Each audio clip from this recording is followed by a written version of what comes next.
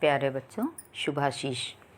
मैं आप लोगों की हिंदी विषयाचार्या आज पुनः पठन पाठन की श्रृंखला को बढ़ाते हुए आप लोगों के समक्ष उपस्थित हूँ। प्यारे बच्चों, जैसा कि अभी आप पिछले दिनों कृतिका 2 के अंतर्गत आप पाठ पढ़ रहे थे, साना साना हाथ जोड़े, जिसके अंतर्गत आप लोगों ने पाठ्यपुस्तक आधारित प्रश्न 8 तक आप लोगों ने उनके उत्तर पढ़े, समझे और लिखे भी। तो चलिए आज प्रश्नों की श्रृंखला में आगे बढ़ती हूँ और प्रश्न संख्या 9 पर चलती हूँ। तो ध्यान देंगे। पिछले दिनों आप लोगों ने अच्छी तरह से लिखा भी होगा, समझा भी होगा। तो प्रश्न संख्या 9 की ओर चलें। आप पाठ्यपुस्तक रखे भी होंगे, यद्यपि मैं PDF के माध्यम से हमेशा भेज भी देती हूँ, फिर भी तो चलें आप निकालें प्रश्न संख्या 9। हाँ, तो ध्यान दें बच्चों, प्रश्न संख्या 9 की ओर चलते हैं। ध्यान दें, मैं प्रश्न पढ़ती हूँ, आप प्रश्न ध्यान देंगे। तो ध्यान दो बच्चों, प्रश्न की ओर मैं बढ़ रही हूँ। ध्यान दें, पहला प्रश्न जो 9वां प्रश्न है, प्राकृतिक सौंदर्य के अलौकिक आनंद में डूबी लेखिका को कौन कौन से दृश्य झकझोर गए। जैसा कि बच्चों आप लोगों की ज्ञात ही है कि यात्रा वृत्तांत है मधु कांकरिया द्वारा, उन्होंने अपनी यात्रा का वर्णन किया है। तो प्रश्न है, प्राकृतिक सौंदर्य के अलौकिक आनंद में डूबी लेखिका में कौन कौन से दृश्य झकझोर गए। तो बच्चों चलो उत्तर की ओर बढ़ते हैं। ध्यान देंगे, लेखिका जब यूमतांग के पहाड़ी मार्ग पर जीप से जा रही थी, कहाँ से जा रही थी? जीप से। जीप के द्वारा वह भ्रमण करने के जा रही थी, तो उसकी आंखों के समक्ष ऐसे कई दृश्य आए जो प्राकृतिक सौंदर्य के अलौकिक आनंद में डूबी लेखिका को अंदर तक झकझोर गए। यानी उसके मन के अंदर तक, उसके हृदय को झकझोर दिया। क्या किया? उन्हें झकझोर दिया। लेखिका ने देखा कि कुछ पहाड़ी औरतें जो वहाँ की महिलाएं थीं, वो पत्थरों पर बैठी क्या कर रही थी? पत्थर तोड़ रही हैं। उनके कोमल हाथों में कुदाल और हथौड़े हैं। औरतों के हाथ में पीठ पर डोको, डोको समझते हैं? बड़ी बड़ी टोकरी होती। क्या होती है? टोकरी। बड़ी बड़ी टोकरी होती, जिसको वहाँ पर क्या कहते हैं? डोक। जो टोकरी है, ध्यान देंगे, टोकरी में उनके क्या है? बच्चे भी बंधे हुए हैं। वो टोकरी में बच्चों को बिठाले रखती हैं, बांधे रखती हैं। ध्यान देंगे, वे कुदाल को भरपूर ताकत से जमीन पर मार रही थी। इतनी प्राकृतिक सुंदरता के बीच भूख, मौत, गरीबी और जिंदा रहने के लिए जो लड़ाई जारी थी। लेखिका ये देख रही है कि इतने सब कुछ होते हुए भी लोगों में कितनी जिंदा दिली है। भूख, मौत, गरीबी के कारण होने पर भी लोग क्या कर रहे हैं? बड़ी उनमें जिजीविसा है, जीने की इच्छा है, इतनी परिश्रमशील हैं वो लोग। लेखिका को आगे बढ़ने पर यह दिखाई दिया कि फौजी छावनियाँ दिखाई देती हैं। क्या दिखाई देती? फौजी छावनियाँ, जहाँ पर फौजी कड़कड़ाती ठंड में पहरा दे रहे हैं। तो इस प्रकार लेखिका के मन को बार बार ये विचार झकझोर रहा था कि नदी, फूलों, वादियों और झरनों के ऐसे स्वर्ग जैसे सौंदर्य के बीच भूख, मौत, दैन्य और जिजीविसा के बीच अभी जंग जारी है। जंग का मतलब जानते हैं बच्चों? है लड़ाई, है ना? कि वो लोग इनसे क्या कर रहे हैं? लड़ाई कर, इतने सब कुछ होते हुए भी उनकी जंग जारी है, यानी उनसे वो संघर्ष कर रहे हैं, सामना कर रहे हैं। तो आपको बच्चों प्रश्न संख्या 9 हुआ। तो चलो अब प्रश्न संख्या 10 की ओर बढ़ते हैं। मैं प्रश्न पढ़ूंगी, आप अच्छी तरह से सुनेंगे। हाँ, तो ध्यान दें, प्रश्न संख्या 10। ध्यान दे रहे होंगे प्रश्नों की ओर। मैं पढ़ रही हूँ, आप अच्छी तरह से सुनेंगे भी। सैलानियों को प्रकृति के अलौकिक छटा का अनुभव कराने में किन किन लोगों का योगदान होता है, उल्लेख करें। समझ में आ रहा होगा प्रश्न कि कहाँ तक है? यहाँ तक है, उल्लेख करें तक। तो उत्तर भी ध्यान देंगे। प्रश्न आपने पहले पढ़ भी लिया, सुन भी रहे होंगे। तो चलें उत्तर की ओर बढ़ते हैं।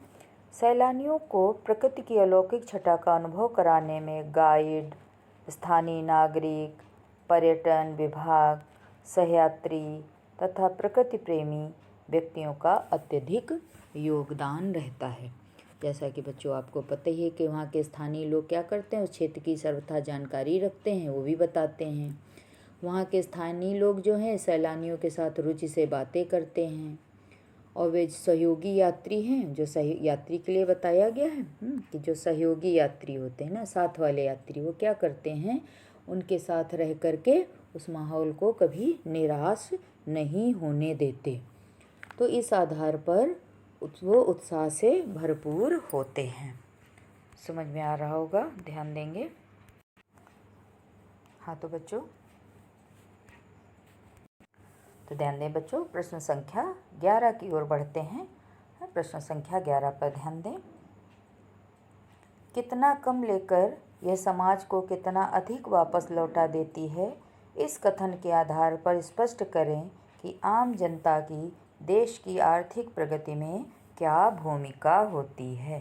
ये आपका प्रश्न रहा, आप सुन रहे होंगे, समझ रहे होंगे। तो चलिए उत्तर की ओर बढ़ें। लेखिका ने ये कथन उन पहाड़ी श्रमिक महिलाओं के विषय में कहा है। कौन सी महिलाएं हैं? जो वहाँ श्रमिक हैं, श्रम करती हैं। श्रमिक का मतलब जानते हैं, श्रम करने वाली, जो श्रम करती हैं, श्रम करने वाले। श्रम करने वाले क्या होते हैं? श्रमिक कहलाते हैं। तो जो वहाँ श्रमिक महिलाएं हैं, जो परिश्रम करती हैं, शारीरिक मेहनत करती हैं, जो पीठ पर बंधी बड़ी टोकरी में अपने बच्चों को संभालते हुए कठोर परिश्रम करती हैं। कैसा करती हैं? बड़ा कठोर परिश्रम करती हैं। ऐसा ही दृश्य वह पलामू और गुमला के जंगलों में भी देख चुकी थी। जो बच्चे को पीठ पर बांधे पत्तों की तलाश में आदिवासी औरतें वन वन डोलती फिरती हैं, उसे लगता है कि यह श्रम सुंदरियाँ वेस्ट एट रिपेइंग हैं, अर्थात ये कितना कम लेकर समाज को कितना अधिक लौटा देती हैं। निश्चय ही इनकी राष्ट्र की प्रगति में महत्वपूर्ण भूमिका है। इसी आम जनता के श्रम के कारण देश में आर्थिक समृद्धि आती है। यदि आम जनता श्रम ना करे, यदि आम जनता श्रम ना करे तो क्या होता है? देश की आर्थिक उन्नति नहीं हो सकती। तो बच्चों ये प्रश्न संख्या 11 तक हुआ। तो चलिए प्रश्न संख्या 12 की ओर बढ़ें। समझ में आ रहा होगा, आप सुन भी रहे होंगे। प्रश्न संख्या 12 की ओर बढ़ते हैं, आप ध्यान दे रहे होंगे। प्रश्न संख्या 12। आज की पीढ़ी द्वारा प्रकृति के साथ किस तरह का खिलवाड़ किया जा रहा है, इसे रोकने में आपकी क्या भूमिका होनी चाहिए? यानी आपकी क्या भूमिका है, आप क्या कर सकते हैं इसके रोकने के लिए? आपका क्या सहयोग हो सकता है, ये आपको बताना है। तो जैसा कि बच्चों आपको पता ही है कि आज की पीढ़ी कैसी है? भौतिकवादी हो चुकी है। कैसी हो चुकी है? आज की पीढ़ी भौतिकवादी हो चुकी है। वो अपनी आवश्यकता को पूरा करने के लिए प्रकृति का निर्मम ढंग से प्रयोग करती है, निर्ममता से प्रयोग करती है, यानी उसकी शोभा को नष्ट करती है। क्या कर रही है? उसकी उसकी शोभा को नष्ट कर रही है। शोभा को नष्ट कर रही है। ध्यान दे रहे होंगे बच्चों कि वो उसकी शोभा को नष्ट कर रही है। कैसे? बड़ी निर्ममता से वृक्षों का काटते हैं ना, उजाड़ते हैं वन, तो ये उसकी क्या होता है? उसकी शोभा नष्ट होती है। उन्हें नहीं पता कि प्रकृति मनुष्य को कितना कुछ देती है। मनुष्य क्या करती है? वो प्रकृति मनुष्य को बहुत कुछ देती है। बदले में वो मनुष्य से कुछ नहीं मांगती।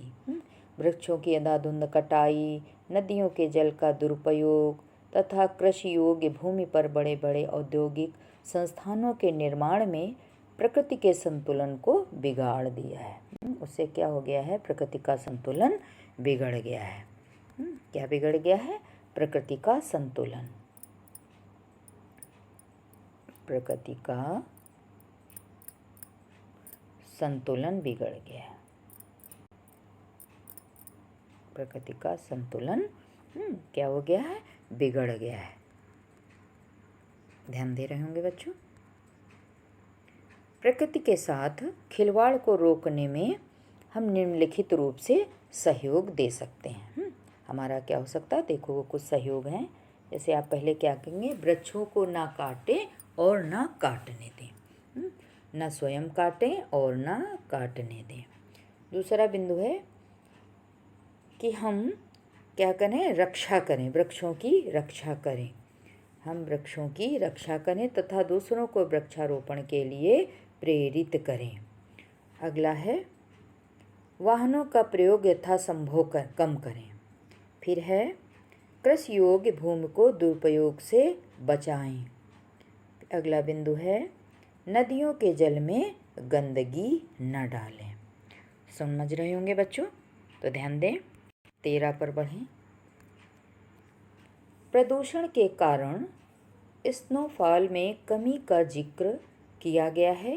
प्रदूषण के और कौन से दुष्परिणाम सामने आए हैं, लिखें। क्या पूछा गया है कि कौन से और दुष्परिणाम हैं, कौन से बुरे परिणाम आए हैं, वो आपको लिखने हैं। कि प्रदूषण, क्योंकि लेखिका जब भ्रमण करने के लिए गई थी तो वहाँ उसको क्या स्नोफॉल नहीं दिखाई दिया, बर्फ़ गिरती हुई नहीं दिखाई दी थी।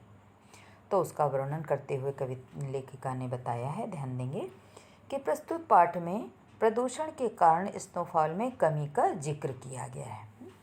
क्योंकि लेखिका जब लायुंग में बर्फ़ देखने की इच्छा संजोए हुए गई थी तो उसे वहाँ क्या मिला था, बर्फ़ देखने को नहीं मिली थी।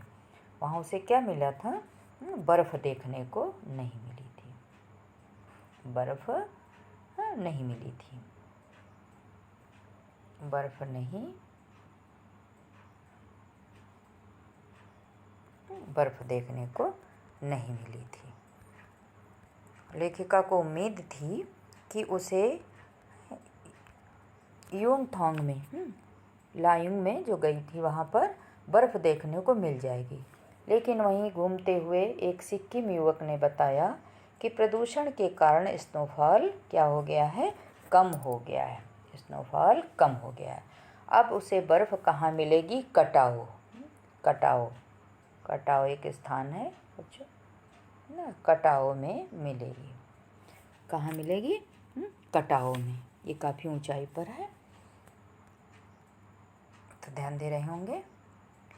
प्रदूषण के कारण पर्यावरण में अनेक परिवर्तन आ रहे हैं। क्या बहुत परिवर्तन आ रहे हैं, जैसे स्नोफॉल का ना होना बढ़ते प्रदूषण का परिणाम है। स्नोफॉल का ना होना बढ़ते प्रदूषण का क्या है, दुष्परिणाम है।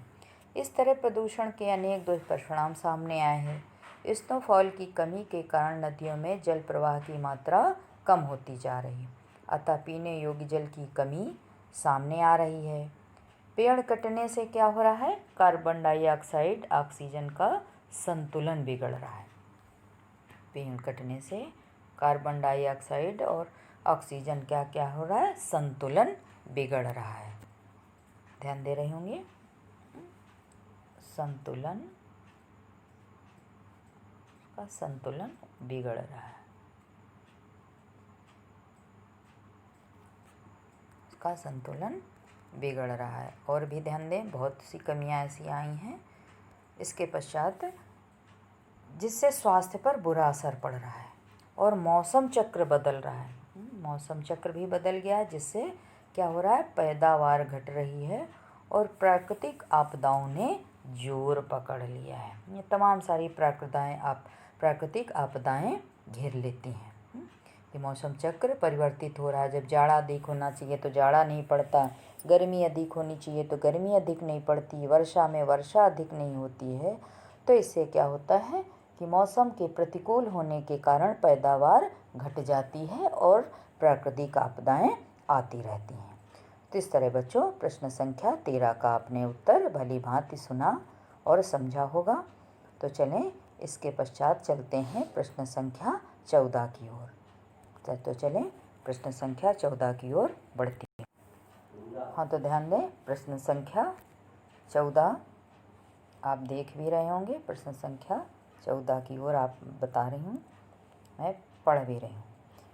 कटाव पर कटाव जैसा कि एक स्थान बताया गया है कि कटाव पर किसी भी दुकान का ना होना, ये स्थान है, कटाव पर किसी दुकान का ना होना उसके लिए वरदान है। इस कथन के पक्ष में अपनी राय व्यक्त कीजिए। आप अपनी राय प्रकट करेंगे, ये पूछा गया है कि कटाव पर किसी भी दुकान का ना होना उसके लिए क्या है, वरदान है। इस कथन के पक्ष में अपनी राय आप प्रकट करें। तो ध्यान दें बच्चों, जैसा कि आपने पहले भी पुस्तक में पढ़ा भी है कि कटाव क्या है। कटाव को स्वच्छता और सुंदरता के कारण हिंदुस्तान का क्या कहा जाता, स्विट्जरलैंड। क्या जाता है, हिंदुस्तान का स्विट्जरलैंड है। जैसा देख भी रहे हैं, क्या है, स्विट्जरलैंड है।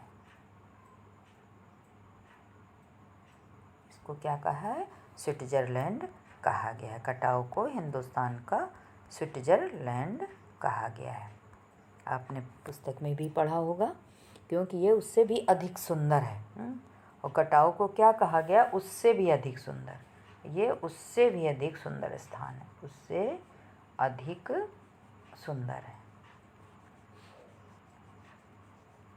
उससे अधिक क्या है, सुंदर है। ये उससे भी अधिक सुंदर है। ध्यान दे रहे होंगे बच्चों। आगे देखें कि यह पूर्णतः प्राकृतिक स्थल है। ये कैसा स्थल है, पूर्णतः प्राकृतिक स्थल है। कैसा स्थल है, ये प्राकृतिक स्थल है और हिमालय के बीच में बसा है। यह सुंदरता आज इसलिए विद्यमान है कि यहाँ कोई दुकान आदि नहीं है।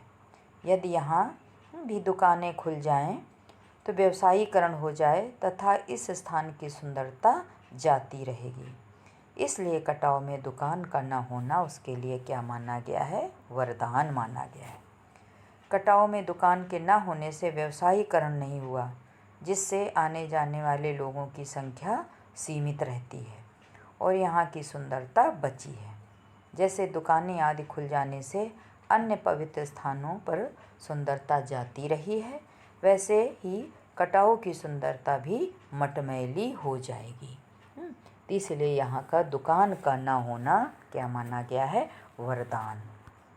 कि अगर दुकान नहीं होंगी ना, दुकानों का ना होना क्या है, वरदान माना गया है। कि वरदान के वहाँ भी क्या हो जाएगा, बहुत गंदगी हो जाएगी, वरदान माना गया है। आपको बच्चों उत्तर अच्छी तरह से समझ में आ गया होगा। तो ये आपके 14 नंबर तक प्रश्न थे, ध्यान दे रहे होंगे। हाँ, तो जैसा कि बच्चों आप प्रश्न 14 का उत्तर सुन रहे थे कि कटाव पर किसी दुकान का न होना उसके लिए वरदान है ना। तो ध्यान दें, जैसे मनुष्य सुंदरता को देखकर प्रसन्न होता है। मनुष्य की क्या होती है इच्छा, वो सुंदर चीज़ों को देखना पसंद करता है। तो सुंदरता को देखकर पसंद क्या करता है, ध्यान देंगे, मनुष्य सुंदरता को देखकर क्या होता है, प्रसन्न होता है। सुंदरता को देखकर मनुष्य प्रसन्न होता है और मनुष्य ही सुंदरता को क्या करता है, बिगाड़ता भी है। जैसा कि बच्चों आपको पता है, मनुष्य सुंदरता बनाता है और सुंदरता को क्या करता है, वो बिगाड़ता भी है। तो सारी जिम्मेदारी किसकी होती, मनुष्य की ही जिम्मेदारी होती। वो सुंदरता को बनाता भी है, बिगाड़ता भी है। तो हमारी ये जिम्मेदारी है और हमें ये कर्तव्य का पालन भी करना चाहिए कि हम जो चीज़ें प्रयुक्त करें, उनकी जो अवशिष्ट होता है ना, बेकार होता है, बचा हुआ चीज़ होता है, वो यहाँ वहाँ ना फेंकें। और हम क्या करते हैं, इधर उधर फेंक कर उसके सौंदर्य पर ठेस पहुँचाते हैं। तो इसलिए लेखिका ने बताया है कि कटाव में दुकान ना होने से क्या है, व्यवसायीकरण अभी नहीं हुआ है। तो उससे क्या है, व्यवसायीकरण ना होने से क्या होता है, आने जाने वाले लोगों की संख्या क्या है, सीमित है। लोग अधिक नहीं हैं, सीमित आते हैं। कि जैसे पवित्र स्थानों में खुल जाने से अन्य पवित्र स्थानों की सुंदरता जाती रही है। दुकानें खुल जाती हैं ना, तो दुकानें खुल जाने से क्या होता है, लोग गंदगी फैलाने लगते हैं और जो पवित्र स्थल होते हैं उनकी सुंदरता नष्ट हो जाती है। और अगर यहाँ भी अगर दुकानें खुल गई, कटाव में भी नामक स्थान पर अगर दुकानें खुल जाती हैं तो उसकी सुंदरता भी क्या हो जाएगी, फीकी हो जाएगी, मटमैली हो जाएगी। इसीलिए लेखिका ने कहा था कि कटाव पर किसी भी दुकान का ना होना उसके लिए क्या सिद्ध हुआ है, वरदान सिद्ध हुआ है। तो इस तरह बच्चों ये प्रश्न संख्या 14 तक के आपके उत्तर हुए। आप लोगों ने भली भांति इनको उत्तरों को सुना होगा, समझा होगा और इसके पश्चात आप लोगों का ये दायित्व है कि आप इसको कॉपी पर लिखेंगे। तो देखिए बच्चों, इसके पश्चात प्रश्न संख्या 15, 16, 17 और 3 हैं। इसलिए अधिक प्रश्न न हो जाएं, मैं आज इतने ही तक ही 14 नंबर तक प्रश्न तक समझाती हूँ। शेष बाद में भी समझाऊंगी कि कुछ अन्य प्रश्न भी आते हैं, महत्वपूर्ण अन्य प्रश्न भी हैं। तो अगले उसमें जब पढ़ाऊंगी मैं तो कुछ महत्वपूर्ण अन्य प्रश्नों पर भी प्रकाश डाल दूंगी। तो ध्यान देंगे, इतना आप अच्छी तरह से पढ़ेंगे, समझेंगे और लिखेंगे भी। हर बच्चे का ये दायित्व बनेगा कि कॉपी पर लिखे और उसको तैयार भी करता चले, क्योंकि पिछले दिनों देखा है कि बच्चों ने अच्छी तरह से, कुछ बच्चों ने तो बहुत अच्छी तरह से लिखा है और भेजा भी है और कुछ बच्चों ने बिल्कुल भी नहीं लिखा है। तो इसलिए बच्चे ध्यान दें, परीक्षा बहुत निकट आ रही धीरे धीरे, अर्धवार्षिक परीक्षा, और मैं अर्धवार्षिक परीक्षा का पाठ्यक्रम शीघ्र ही आप लोगों को भेज दूंगी और कुछ लिख कर भी बता दूंगी ताकि आपको अच्छी तरह से समझ में भी आ जाएगी। और फिर यद्यपि फिर पुनः स्कूल भी संभवतः खुलने हैं 19 से, जो बच्चे आएंगे वो वहाँ भी पढ़ सकेंगे अच्छी तरह से। तो इसलिए ध्यान दें कि आप लोग कॉपी पर अनिवार्य रूप से लिखेंगे और कॉपी लेकर भी आएंगे। जब भी आएंगे विद्यालय तो कॉपियों पर पूरा काम किया हुआ लेकर आएंगे ताकि आपकी कॉपी देखी भी जा सके। तो ध्यान देंगे बच्चों। तो आज मैं आप लोगों को इतना ही पढ़ाती हूँ, समझ में आ रहा होगा। शेष मैं अगले दिन पढ़ाऊँगी, इतना आपको भली भांति समझ में आ गया होगा। ठीक है बच्चों, आज मैं इतना ही यहीं से आपको पाठ समाप्त करती हूँ।